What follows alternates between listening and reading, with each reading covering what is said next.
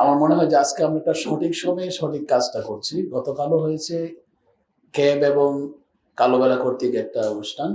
ঠিক সেম জিনিস, জ্বালানির উপরে, জ্বালানি সংকট, জ্বালানি ক্রাইসিস মোকাবেলা এবং ভবিষ্যতে জ্বালানি নীতি কি হবে, জ্বালানি কোন দিকে যাবে। কারণ সরকারেরও শুরু, এর মধ্যেই আজকে এবং গতকাল আলোচনা আমার মনে হয় যে সরকারকে অনেক সহায়তা করবে। আমরা বা আপনারা যা চাচ্ছেন ওটা জনগণের কল্যাণই চাচ্ছেন, দেশের কল্যাণই চাচ্ছেন, ভবিষ্যতের ভালোর জন্য চাচ্ছেন।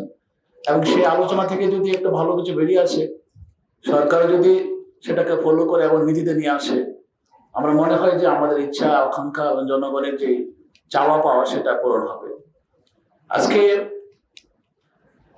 এই আলোচনায় যদি আমরা যাই, তাহলে আমরা একটু পিছনে তাকালে যে 17 বছরের যে গ্লানি, যে 17টা বছর 15.5 বছর যে জ্বালানি খাতের উপরে যে অত্যাচার হয়েছে, তার মধ্যে অনেকগুলো পরিকল্পনা যা আওয়ামী সরকার নিয়েছিল, তার বিরুদ্ধে কিন্তু যারা যুদ্ধ করেছেন ওনারা সবাই এখানে আছেন, আমিও ছিলাম সেখানে। আমরা অ্যাসোসিয়েশন অফ ইঞ্জিনিয়ার্স বাংলাদেশের পক্ষ থেকে আমরা, যেহেতু আমি এভার সিনিয়র ভাইস প্রেসিডেন্ট ছিলাম, আমরা সবসময় কিন্তু সেমিনার করেছি। রামপালের বিরুদ্ধে কয়েকটা সেমিনার করেছি, আমরা আদানির বিরুদ্ধে করেছিলাম, আমরা নিউক্লিয়ার পাওয়ার প্ল্যান্টের বিরুদ্ধে করেছিলাম, এবং সরকার বিভিন্ন রং ডিসিশনের বিরুদ্ধে আমরা কথা বলেছিলাম। কিন্তু সরকার কিন্তু কোনো কিছু শুনেনি। সরকার শুধু উন্নয়নের দোহাই দিয়ে গণতন্ত্রকে গলা চেপে মেরেছিল। যদি সরকার গণতন্ত্রের কথা চিন্তা করতো, ভোটের অধিকারের কথা চিন্তা করতো, তাহলে সে ভাবতো যে 5 বছর পর তাকে ভোট পাইলে সে নির্বাচিত হতে পারবে। তখন সে চিন্তা করতো অবশ্যই আমাকে ভালো কাজ করতে হবে।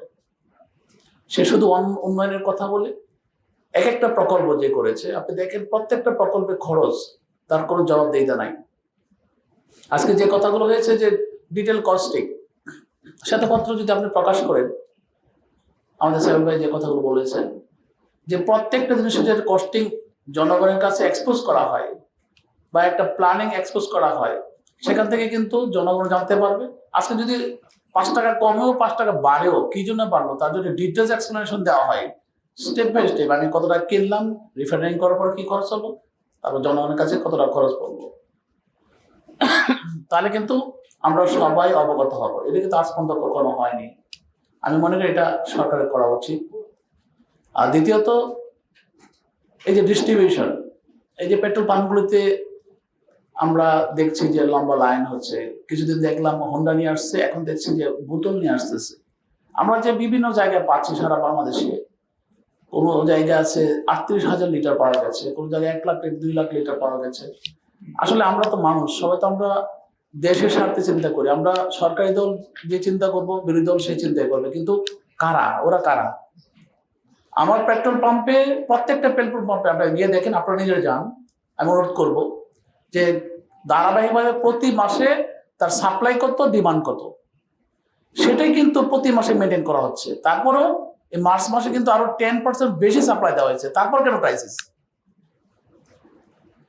আমি যদি গত বছর থেকে মার্চ থেকে শুরু করি, যে এক্সপ্লেনেশনটা আমাদের জ্বালানি মন্ত্রী দিয়েছেন আমাদের পিএম এর সামনে, আমাদের সমস্ত বিএনপি সরকার দলের সমস্ত এমপির সামনে দিয়েছেন পার্লামেন্ট হাউসে, বোর্ড যে পার্লামেন্ট মিটিং হওয়ার আগে যে মিটিং গুলো হয় সেখানে, উনি স্পষ্ট বলেছেন যে আপনার প্রত্যেকের পেট্রোল পাম্পে গিয়ে দেখেন যে প্রতি মাসে যে সাপ্লাই ডিমান্ড ছিল, ডিমান্ড সাপ্লাই আমরা সেটা মেনটেন করে যাচ্ছে। তার হঠাৎ করে কেন তার 3 গুণ হয়ে যাবে বা 4 গুণ হয়ে যাবে?